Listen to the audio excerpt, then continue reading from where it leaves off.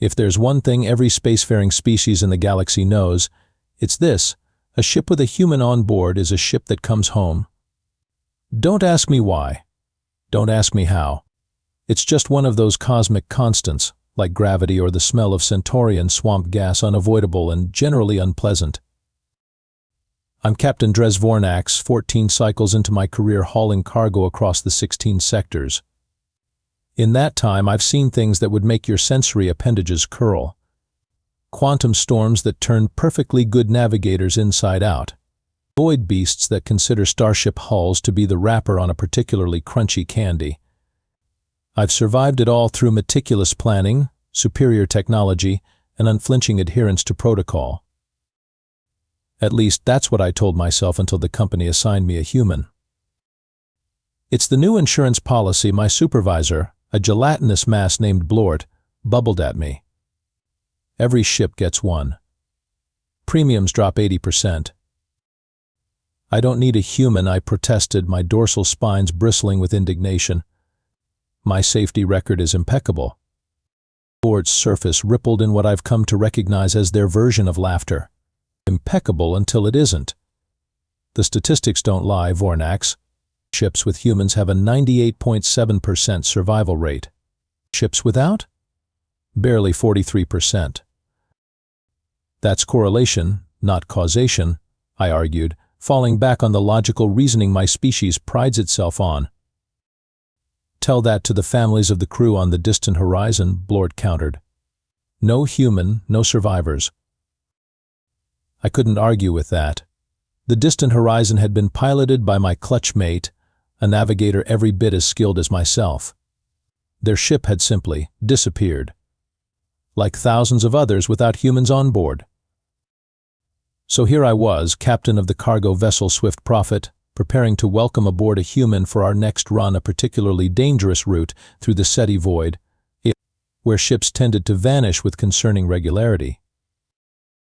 I'd researched humans, of course, bipedal mammals from a death world called Earth. Their planet tried to kill them with everything from microscopic organisms to massive tectonic shifts, and somehow they not only survived but thrived. They were simultaneously the most primitive and most baffling species in the Galactic Union. And apparently they were also the luckiest bastards in the cosmos. The airlock cycled open with a hiss, revealing a creature that looked far too fragile to be the galaxy's most celebrated survival charm. Jack Thatcher, reporting for duty. The human extended one of its upper limbs in what my cultural database identified as a greeting gesture. It wore the standard blue jumpsuit of union contractors, though it had already modified the uniform with colorful patches and what appeared to be deliberate tears in the fabric. Captain Drez Vornax, I replied, ignoring the outstretched appendage. I assume you've reviewed the mission parameters and safety protocols. The human's face contorted into an expression my software couldn't quite identify. Sure. Haul mysterious cargo through dangerous space. Don't die. Got it. My secondary heart skipped a beat. That is a gross oversimplification of a highly complex operation involving precise. Lighten up, Captain. Jack slapped my exoskeleton with its fleshy palm. We're going to be great friends. Behind me, my crew exchanged looks of various anatomical expressions of concern. There was Krell, my 7-limbed Arcturian engineer, whose eye stalks were now twisted into knots. Nix, our void-born navigator, had turned a concerning shade of mauve. And Zot, our security officer, had unsheathed 3 of his defensive blades in instinctive response to stress. This is my crew, I explained stiffly. The finest specialists in their fields. Jack grinned, a disturbing display of blunt teeth. Great, and I'm your specialist in not dying. What exactly is your function? Krell asked, manipulating a diagnostic tablet with 3 limbs while the others remained poised in the traditional Arcturian posture of scientific skepticism. Function? Jack scratched his strangely furry head. I'm the human. That's the function. But what do you do? Nix pressed, her translucent skin pulsing with confusion. I survive. Help others survive. It's kind of our thing. Zot's blades clicked irritably. The human has no tactical training, Captain. No specialized knowledge. Its physical form is inadequate for combat or emergency operations. Hey, Jack protested. I'll have you know I once survived 3 days trapped under a vending machine. Had to drink my own. That's quite enough, I interrupted. Mr. Thatcher is here by company mandate. We will integrate him into our operations as required by protocol. I turned to the human. You will observe, learn, and stay out of the way. Is that clear? Crystal. Jack replied with a wink. But just between us, that's not how this usually works. How what works? The human lucky charm thing. We tend to get involved. I felt a creeping dread in all 6 of my digestive chambers. There will be no getting involved. This is a routine cargo transport under my command. Jack smiled in a way that made my exoskeleton itch. Of course, Captain. Routine. He glanced at the secure cargo container being loaded into our hold. What's in the box, anyway? Classified. All 4 of us responded simultaneously. Ah, Jack nodded sagely. One of those transports. Our first jump was scheduled for 0600 ship's time. I retired to my quarters hoping that the human superstition would prove unnecessary. After all, the Swift Prophet had made hundreds of successful runs under my command without human intervention. As I entered my hibernation cycle, I couldn't shake the feeling that everything was about to change. 3 standard days into our journey with the Swift Prophet cruising smoothly through the Seti void, I was beginning to think the human superstition was just that, superstition. Jack had been surprisingly unobtrusive, spending most of his time chatting with the crew or playing primitive games on his personal device. Then every system on the ship failed simultaneously. Status report. I barked as emergency lighting bathed the bridge in an ominous red glow. The Swift Prophet drifted lifelessly, our engines silent for the first time since I'd taken command. Unclear, Captain, Krell replied, all 7 limbs working frantically across 3 separate control panels. Power core readings normal, but distribution systems are non-responsive. It's as though the ship has forgotten how to use energy. That's not possible, I snapped. Run a diagnostic on the central computer. Unable to interface, Nix reported, her skin now pale with stress. Navigation is offline. Life support operating on emergency reserves. Zot moved to the weapons console. Defensive systems non-responsive. We are effectively defenseless. I felt the cold grip of fear and emotion I prided myself on having evolved beyond. Initiate manual restart protocols. Follow emergency procedure Delta 9. Already tried, Krell said. Nothing responds to command codes. That's when Jack strolled onto the bridge, munching on something that crunched loudly. Ship problems, huh? 4 sets of alien eyes turned to glare at the human. This is a critical emergency, I said icily. Return to your quarters immediately. Jack shrugged, still chewing. Seen this before. Your problem isn't in the engines. He pointed toward the cargo hold. It's whatever's in that box. The cargo is secure and inert, I responded automatically, though a seed of doubt had planted itself in my mind. Sure it is, Jack said, wiping crumbs from his uniform. Mind if I take a look? Absolutely not. The cargo is classified. More classified than all of us dying when life support fails, and he looked questioningly at Krell. 8 hours, the engineer supplied. 8 hours? Jack finished. The human may be right, Nix said quietly. The system failures began in the cargo hold and spread outward. That's not in the diagnostic logs, but I've been tracking the pattern. I felt trapped between protocol and survival, an uncomfortable position for a species that values order above all else. Fine. Zot, you and I will accompany Mr. Thatcher to inspect the cargo. The cargo hold was eerily silent, with only the occasional spark from damaged circuitry illuminating our way. The secure container sat innocently in the center, its status lights dark. "Stand back," Jack said, approaching the container with none of the caution a rational being would display. "That's a Type 7 security container," Zot protested. "It requires 3 different authorized DNA signatures too." Jack kicked the container. Hard. Zot and I froze in horror. The container hummed, then clicked, then opened. "How did I began?" "Sometimes technology just needs a bit of percussion maintenance," Jack said with a shrug, peering inside the container. "Well, there's your problem." Inside was a pulsating crystalline structure that seemed to shift dimensions as we watched. It emitted a soft blue light that made my visual receptors ache. "A quantum anomaly suppressor," I breathed. "Highly illegal in 16 sectors." "And apparently not very well suppressed," Jack added.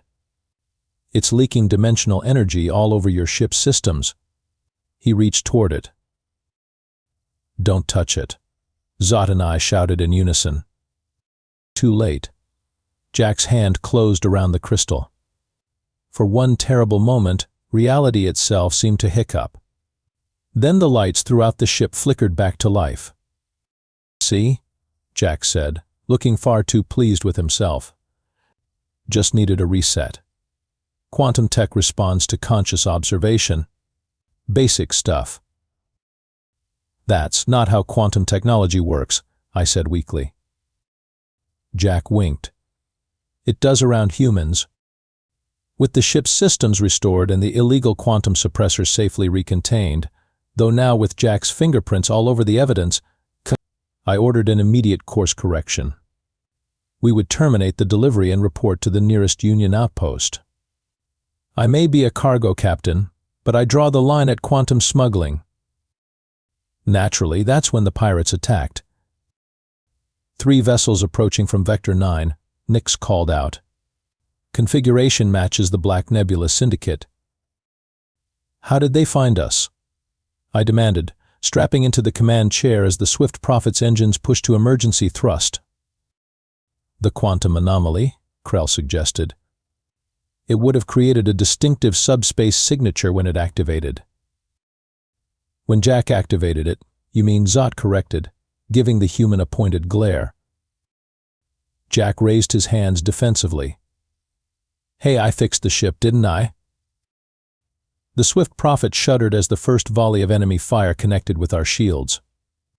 "Shield integrity at 60%, Krell reported. "They're using harmonic disruptors. 2 more hits and we're exposed." I accessed the tactical display. 3 sleek pirate vessels had formed a classic Tholian pursuit formation, cutting off our escape vectors. Our cargo ship wasn't built for combat. We had basic defensive capabilities and nothing more. "Options?" I asked my crew. "We could jettison the cargo," Nix suggested. "It's what they're after." "Negative," Zot countered. "Black Nebula doesn't leave witnesses." Another hit rocked the ship. Shields at 30%. I made the call any captain would. "Prepare to transmit surrender protocol. We can't outfight them." Whoa, Jack interrupted. "Surrender? To pirates? That's not how this works." "Mr. Thatcher," I said with exaggerated patience, "we are outgunned, outmaneuvered, and our shields are failing. Surrender is the logical option."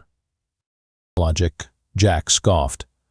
"Did logic get you that shiny captain's chair?" "No, surviving got you that chair." He pointed at the navigational display. "Take us into that." I followed his finger to see he was pointing at a swirling gravitational distortion, a miniature black hole that our sensors had been carefully routing us around. "That's certain death," Nix protested. "The gravitational forces would tear us apart." "Not if we skim the edge," Jack insisted.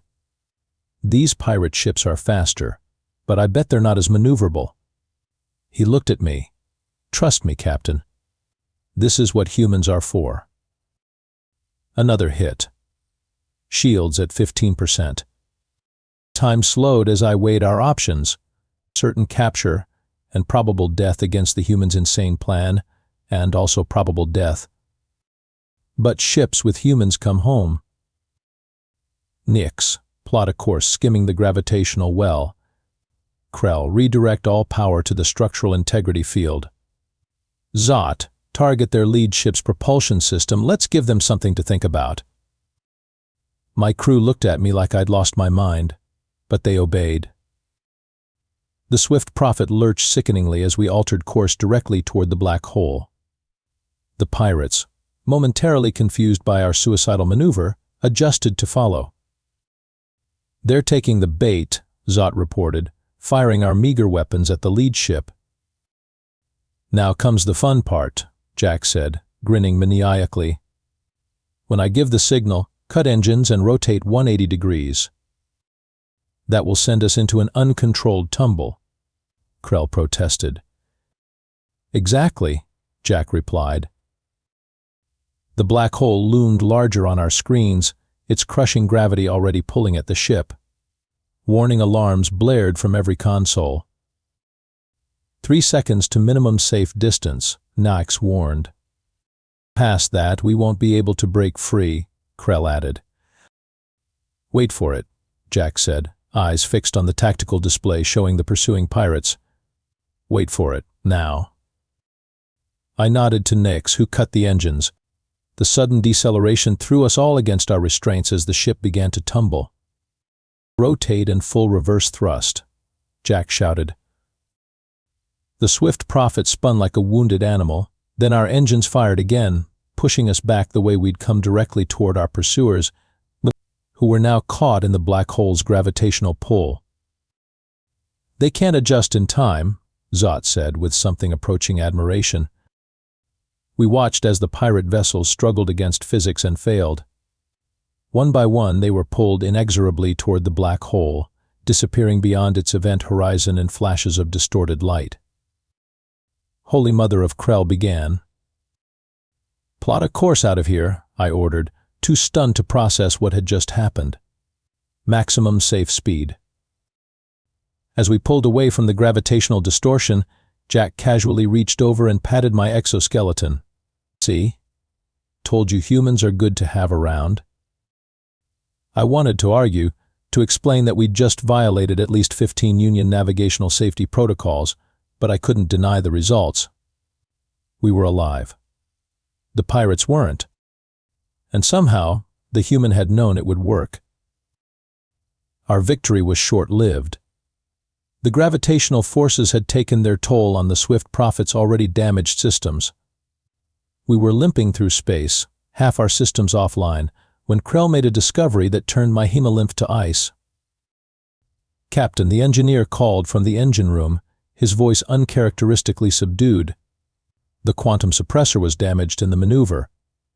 It's leaking. Define leaking, I demanded. Reality destabilization. Growing exponentially. We have maybe 30 minutes before it creates a cascading dimensional collapse. In simple terms, a tear in the fabric of existence that would swallow our ship and potentially a significant portion of this sector. I ordered everyone to the bridge for an emergency briefing. Even in crisis, protocol matters. Options? I asked once my crew had assembled. Jettison the suppressor, Zot suggested. Get it as far from us as possible. Krell's eye stalks drooped. The destabilization has already spread to our hull. Jettisoning the source won't stop the process now. We could attempt to recalibrate the suppressor, Nix offered. Use our navigational quantum array to counterbalance the effect. That would require precise calculations and direct manipulation of the quantum field, Krell replied. Our equipment isn't designed for that kind of operation. All eyes turned to Jack, who had been uncharacteristically quiet. What? He said. Why are you all looking at me? You're the human, I said simply. Ships with humans come home. What's your solution? Jack rubbed his face with his hands, a stress gesture I'd come to recognize. Look, I'm not a quantum physicist. I'm just a guy who's good at not dying. Then be good at it now, I said, because we have 25 minutes until we all cease to exist. Jack paced the bridge, muttering to himself. Quantum fields. Dimensional collapse. Reality leakage. He stopped suddenly. Wait, the suppressor dampens quantum fluctuations, right? Krell nodded. It creates a bubble of quantum stability for transporting sensitive materials. But now it's doing the opposite, creating quantum instability, Jack continued. What if we don't fight it? What if we amplify it? That would accelerate our destruction, Zot pointed out. Or, Jack countered, it creates a controlled quantum event we can use. Look, quantum physics on my world has this principle, the observer effect. Conscious observation affects quantum particles. What if we all observe the quantum field collapsing in exactly the way we want it to? Krell's eye stalks twisted in confusion. That's not how quantum mechanics works. It's how human quantum mechanics works, Jack insisted. Trust me. I looked at my crew, the finest specialists in their fields, now relying on a human folk theory to save our lives. But what choice did we have? What do you need? I asked Jack. Access to the ship's communication system. I need to broadcast my thoughts directly into the quantum field. And I need all of you to focus on home. Think about your destinations, your safe harbors. Make it real in your minds. It was madness. Completely unscientific, illogical madness. But ships with humans come home. Do it, I ordered. As Krell rigged the communications array to Jack's specifications, the dimensional destabilization accelerated. Reality itself began to warp around us. I saw multiple versions of my crew overlapping, timelines bleeding into each other. 15 minutes to critical collapse, Nix reported, her voice echoing strangely as if coming from multiple throats. Jack sat in the communications chair, electrodes attached to his temples. Ready when you are, Captain. I nodded to Krell, who activated the system. Jack closed his eyes, his face contorted with concentration. Everyone focus, he commanded. Think about home. The specific coordinates, the exact feeling of arriving safely. My crew and I complied, focusing our thoughts as reality continued to unravel around us. I pictured the Swift Prophet docking at Central Port, my homeworld visible through the viewport. The ship groaned as quantum forces pulled at its structure. Alarms blared from every system. A crack appeared in the view screen, then vanished, then reappeared. 10 minutes, Nix whispered. Jack was sweating profusely, his body trembling. Need more power, he gasped. Divert all remaining power to communications, I ordered. That includes life support, Captain Krell warned. Do it. The lights dimmed as energy flowed into whatever impossible thing Jack was attempting. The human's body went rigid, his eyes flying open, but instead of his normal ocular organs, I saw swirling vortices of quantum possibility. Holy Zot began. A blinding flash enveloped the ship. I felt myself stretched across dimensions, pulled apart and reassembled. For a moment that lasted both an instant and eternity, I existed everywhere and nowhere. Then reality snapped back into place like an elastic band. Status report. I called out, blinking away the afterimages. Nix checked her console, then checked it again. Captain, we're at Central Port. That's impossible, Krell said, running to a viewport. We were 16 light years away. But there it was, Central Port, exactly as I had pictured it in my mind, floating serenely against the backdrop of my homeworld. Jack slumped in the communications chair, exhausted but grinning. Told you. ships with humans come home. The official investigation into the Swift Prophet incident lasted 3 standard weeks. I filed my report according to protocol: equipment malfunction, emergency quantum jump, successful return to port. I omitted certain details like the humans' impossible quantum manipulation, knowing they would never be believed. The illegal quantum suppressor had vanished during our jump, leaving authorities with nothing but circumstantial evidence against our employers. The company, eager to avoid scrutiny, awarded us hazard bonuses and quickly reassigned us to a new route. On our last night at Central Port, my crew gathered in a private lounge to decompress before our next mission. I still don't understand how we survived, Krell admitted, his usual scientific certainty shaken. The human did something, Zot said, polishing one of his blades thoughtfully. Something beyond our understanding. Nix, normally the most rational among us, nodded. I've been researching human quantum theories. They're primitive, unscientific, and yet we're here, I finished for her. Jack arrived fashionably late, already having adapted his new uniform with unauthorized modifications. Ready for the next adventure, Captain? You're coming with us? I asked, surprised. Company orders. He grinned. Apparently ships with humans come home. I should have been annoyed. My perfectly ordered command structure now permanently disrupted by this chaotic element. But something had changed in me and all of us after our encounter with the impossible. Welcome aboard, then, I said, extending my appendage in the human greeting gesture. Jack shook it vigorously. Later that night, as the celebrations wound down, I found Jack staring out a viewport at the stars. How did you really do it? I asked quietly. The quantum jump. It defies all known physics. Jack smiled enigmatically. You know why humans survive in space, Captain? It's not luck. It's not science. It's because we don't know what's impossible until after we've done it. As the Swift Prophet departed the next morning with its humans safely aboard, I updated the ship's log with a new entry. In accordance with universal truth, this vessel carries a human.